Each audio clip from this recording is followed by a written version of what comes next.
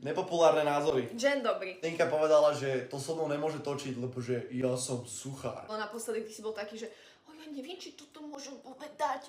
Keď plačeš na Instagrame, není väčší cringe. Face no case platí, ale ne takto oka to ty jebo. OK. Nepopulárny názor. Ja si myslím, že je úplne, že strašne dešpektívne. To čo je za slovo? To je dešpektívne. Dešpektívne je taký disrespectful. Tak poviem asi, ako Angličan zrazu, ne?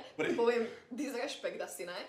Čo byš z toho zapíči? Čo z toho robíš, aké slovíčko? Byť viacej ne? Akože si rozumnejší. Môj nepopulárny názor je, keď ľudia používajú nadpriemerne ťažké slova. Toto robia ľudia, no že najmenej inteligentní a oháňajú sa slovíčkami, oni sami nevedia, čo to znamená. Oni to desi videli a teraz to používajú. Do piči. Prečo to nepovieš ľahšie? Kokot, čo som ja? Kamiňák?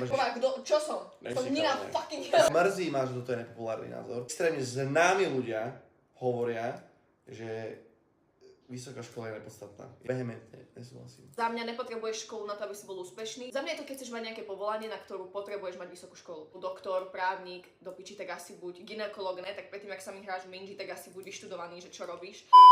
Tá fúka jak pič. Že stoj si za tým, kto si, alebo nehraj formu, lebo proste ja teraz poviem. Nekáž víno, keď piješ vodu. Naopak.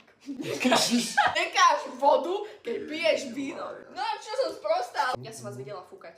Som donútila Oskyho povedať mi nejaké nepopulárne názory na influencerky, lebo nechcem byť v tom sama, chcem vidieť aj iný pohľad ľudí, ako napríklad tohto muža. Si bola teba manipulatívna? Ja kokot. Ježiš, povedz ten príbeh, jak ťa nutila, aby si poslala. Chceli so mnou veľmi silno storkovať a postovať a natáčať. Podľa mne vidno, že ja nechcem, to si pamätám dodnes, ale Betty, buď rada za to, že ja chcem s tebou, ja z teba nič nebudem mať, žiadne čísla. Right. Ja by som viacej zniesla, keby mi povie, že naozaj ide iba proste o to, nech jej pomôžem s dačím a proste vie, že aspoň mi to povedz. To je des. Otázku takú úprimnú na teba. Ježiš, daj. Je napríklad dôvod, prečo toľko sa akože kamoším, je dôvod to, že ako jeden z mála chalanov na scéne som akože od takéto maličkej som ťa stretol. Nikdy som nebol taký, že čegere.